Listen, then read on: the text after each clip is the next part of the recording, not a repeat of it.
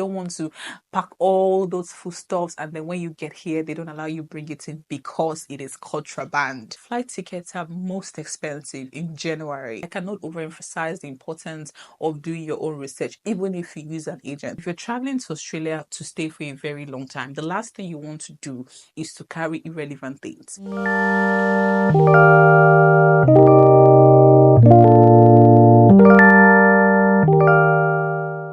Hi guys, welcome back to my channel. It's your girl Joy. So very briefly today I'm going to talk to you about 8 things you need to do before coming into Australia. This is in no particular order, guys, but I'm going to talk to you about the important things you need to know and come with when coming into Australia. The first thing on my list is the incoming passenger card.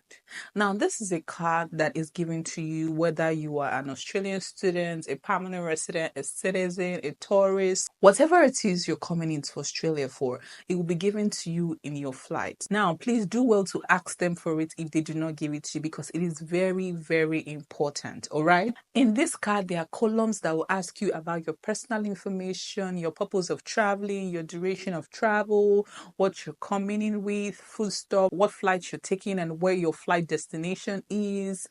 All this information are included in that card. So it is important you fill it in. So in that column, there will be a yes section and there will be the no section. Make sure you fill it in correctly. Make sure you do not make any mistakes because whatever mistakes you make, there will be penalty for it. The penalties could be cancelling of your visa, deportation, or even imprisonment. Okay, so it is very crucial that you take note of that, fill in the correct details. If you have questions and you feel like you're not sure, do well to ask the host and the flight and they will guide you through it. All right. And even if the flight attendant is unsure, just do well to tick yes just to be on the safe side because that just covers you from all the stress you have to go through. The second thing to make sure you're aware of is your flight booking. Now, I know that if you're coming in as a student, you may not have a choice because you're either coming in the first trimester, second trimester, or third trimester.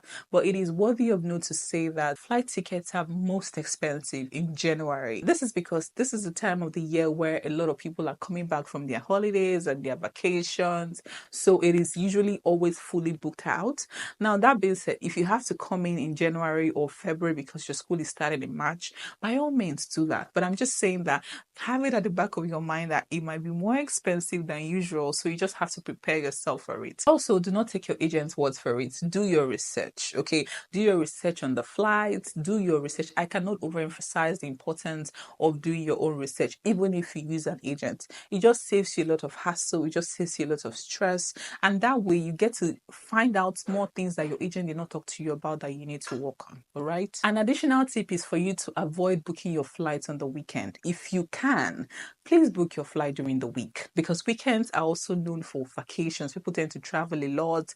Flights tend to get more expensive over the weekend. So if you have the choice, please book your flights during the week. It saves you a lot of time, a lot of hassle, and also money as well. The third thing you should consider is in your packing. Now, I know that when you're traveling, you're entitled to 32 kg. This is not a summed up of 64 kg in one box. What this means is each box contains 32 kg of each, and then you have a 7 kg of for-hand luggage. Now, if you're traveling to Australia to stay for a very long time, the last thing you want to do is to carry irrelevant things. I've been there, done that. When I was coming to Australia, I carried so many irrelevant things. Thank God for my family members who were at the airport and who kept, who had to take a lot of things back home for me. But if you're coming, best believe there's certain things you don't want to carry along with you, e.g., too much clothes, because you can always buy clothes here, right? You don't want to carry too much clothes. You don't want to carry too much shoes. You don't want to carry things that would take up a lot of your space, right? So you need to be very strategic when packing your luggage. An additional tip is to look at the time of the year in which you're coming into Australia. So if you're coming in summer, you need to know to bring in very light clothes because obviously it's going to be hot. You don't want to cover up a lot in summer. So bringing in light clothes will be helpful. If you're coming in winter and you know you need to bring heavy clothes, it's okay for you to wear the jacket you need and then come here and buy clothes for yourself, okay? You don't want to waste your luggage carrying things that are irrelevant. There's also the option of getting an extra luggage. That is, if you feel like you have so many things that are so important to you, there is that option, and it's okay for you to do that as well, especially if you're coming in with your own native foodstuff or food items. For somebody like me, I like to travel with foodstuff and food items because I don't think I'll be able to see all of it in Australia. So I think that is also something to consider. If you need to get an extra luggage, or if you think you need to carry so many things, consider carrying foodstuffs. But mind you, you need to declare it before entry. You need to declare each and every item. It needs to be well packaged with their botanical names well written on them, with their registration number or the expiry date or whatever that is. You have to declare it and make sure that the Australian migration approves for you to bring in those items. Otherwise, they're going to get seized upon arrival. Okay, that is the bad news. You don't want to pack all those foodstuffs and then when you get here, they don't allow you bring it in because it is contraband or because they think it's illegal, right? So you need to make sure you declare every food item you're bringing in. All right. Now, the next point is apps, mobile applications. This is for when you've landed into Australia. Okay, there are certain apps that will make your life extremely easy when you come into Australia. The first one will be your Google Map, which every phone has. Okay, you have to use your Google Map to navigate, to move around, to know where you're going to. This is because by the time you move, your map automatically understands you're in a different zone. Your time will change, the location will change in your Google. So obviously your map already knows you're in Australia. So whatever you type in, it's going to automatically understand your location. Okay, so you need other apps like the Uber app for mobility, Gumtree. You need Gumtree app for accommodation or to buy secondhand items. You need Flatmate. There's an app called Flatmate that helps you get accommodation. I've spoken about it before. I'm going to put the link down in the description below where I talked about Flatmate and how it can help you get accommodation as a first-time person in Australia. You also need WhatsApp for communication. I'm sure WhatsApp is very common. A lot of people know how to use WhatsApp or Facebook Messenger. These are apps you use to communicate with your family members or your friends back home. Even your school, some courses or some of your classmates in school, they do their group assignments via WhatsApp. So WhatsApp is also a very good app that helps you communicate effectively. You also need food apps like Uber Eats, DoorDash. This is to help you order food, pending when you're probably comfortable enough to cook or find your way around town to buy foodstuffs. Okay. Another app to consider is the public transport app. This is dependent on the state or the city you find yourself. So say for example you're in Brisbane, you're going to use the My TransLink, which is the Go card. You can get it in any fuel station or any train station when you come into Australia. You would also be needing public transportation apps. For example, the My TransLink. This is applicable to those in Brisbane. So it is worthy of note to say that different states have different public transport apps that they use. So in Brisbane, like I said before, it is My TransLink, and this app helps you navigate and organize your trips wherever you're going to. It just shows you different options or different ways to get to your destination. Then you can choose on how to get there. Okay, we also have the Go card. The Go card is a card. It looks like an ATM card, but it's just like a normal card that you can get from the train station or the 7-Eleven fuel station. The Go card is, I think, about $10 thereabouts, and then you need to top money into it. So that card enables you to use the public bus and the trains. Okay, so it is very important. Like I said again, it depends on where you find yourself. Different cities, different states, and the different transport apps. You would also be needing apps that will help you get a job if you're eligible to work in Australia.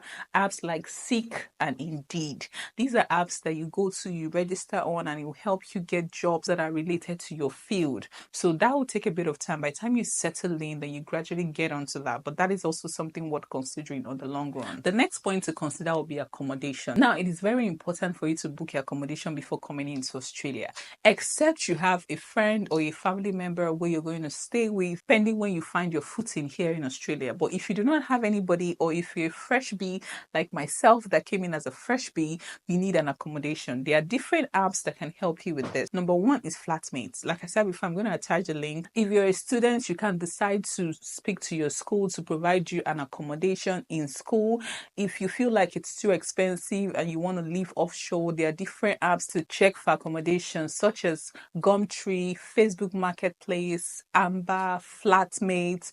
These are places, these are apps notes that can help you navigate your way and get accommodation that is close to either your school or your work, depending on the proximity you're considering, okay? It is important to note that due to the high rising need of houses in Australia at the moment, it is very difficult to get houses. As a matter of fact, it is easier to get a job than a house in Australia at this time, at this point, okay? It is very difficult. But that being said, it's better for you to start trying before you come into Australia. That way you have a bit of assurance, because you don't want to come into Australia and be stranded or get to stay in an Airbnb that you cannot afford for a very long time. That's why it's advisable that you start searching for your accommodation right before you come into Australia to save you all that stress and hassle, all right? Another thing to get ready before coming into Australia are your documents. You need to print your documents, original, both colored and photocopy as much as possible. You need to print all your documents and have them handy.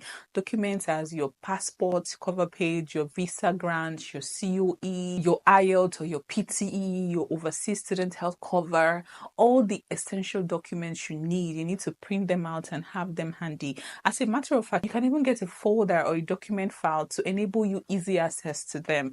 This is very, very important, because although they may not ask you at the airport, but they are likely to ask you for it. And the last thing you want to do is running helter-skelter looking for where you kept this or that, or looking for where to print them at the airport. You don't want to be in that kind of hassle. So it's better you get everything handy, put them in a folder and get ready. Okay, and mind you, this document should be in your hand luggage, not in the travel bag where they're going to push to God knows where.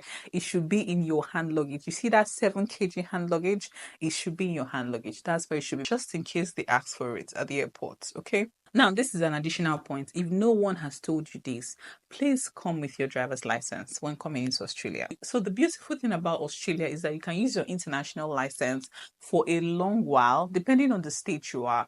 For states like Brisbane, you can use it for a long while before you decide to change to the local license, okay? So please bring in your driver's license. If you're already driving or if you've gotten to the age of driving in your country, please come with it. That way it's easier for you to drive around if you can afford to get yourself a car. It's also easier for you to switch to local license after, of course, you must have done their written and driving test, okay? So please get your license. Nobody told me about this when I was coming to Australia, and it was such a struggle for me because I did not have an idea. So do well to come with that, okay? Another important thing to bring with you when coming to Australia is money.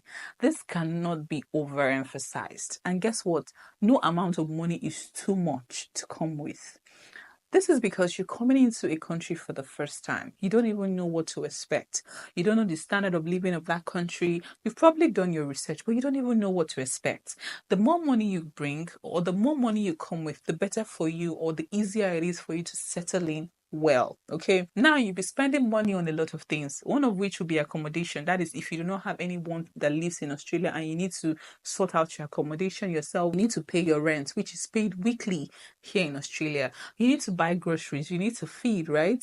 You need to move from one place to the other. Transportation is very important in Australia because you can't be trekking all over the place. This is not the UK. You have to go through public transport, either Uber, buses or trains, and they are not free. You need to do school-related things. It is worthy of note to state that the standard of living in Australia goes up by the day. So you want to be prepared for the rainy days. And also, you don't even know how long it would take for you to get a job when you come here. So you need enough money that will sustain you pending when you eventually get a job and start earning for yourself. Personally, I would advise for you to come in with nothing less than $3,000 to $5,000. That is if you have the money. But if you don't, come in with whatever you have and then find your way around, okay? Also, I recommend you come in with your international credit card. If you have a credit card from your home country and you know it's going to work here in Australia, by all means, come with it. But please note that there will be additional charges when you're using that international card here in Australia. But again, it is definitely worth having. The last thing I want to talk about is your electronics. It is worthy of note to say that the socket type that we use here in Australia is totally different from what people in the UK or US use. So if you're coming from that part of the world where you know that the socket type is gadgets different. Best believe you're going to come in here, you're going to buy a different socket type so that you can be able to charge your gadgets. Okay. Now, speaking of gadgets, please come in with all your laptops, your phones, whatever you think you already have that is still functioning, come in with it. That way, it's going to save you a lot of money. But if you think you do not have and you want to buy here, there are certain times of the year where things are cheaper, e.g., the end of financial year sales, the Black Friday sales, the Christmas, New Year sales. These are opportunities for you to get items at a very discounted price. This is something you want to take advantage of. And if you're coming in as a student, they tend to give you additional discount as students, especially if you're getting a phone. I know that Apple gives 5 to 10% discount for students who are looking to get new phones. Okay, so these are benefits you don't want to miss out on. An additional tip is for you to ask questions. When you come into a country for the first time, please do not feel too ashamed to ask questions. No question is too stupid. It is better you ask questions time and time again and gain clarity than make mistakes that will cost you a lot. Keep asking questions. Thankfully, Australians are beautiful, amazing people, and you would always see people who are willing to come to your aid. So keep asking questions, and I wish you all the best as you come into Australia. Thank you so much for watching my video. If this is your first time, do want to like, subscribe, share, and be a part of this community, okay? And until next time, bye.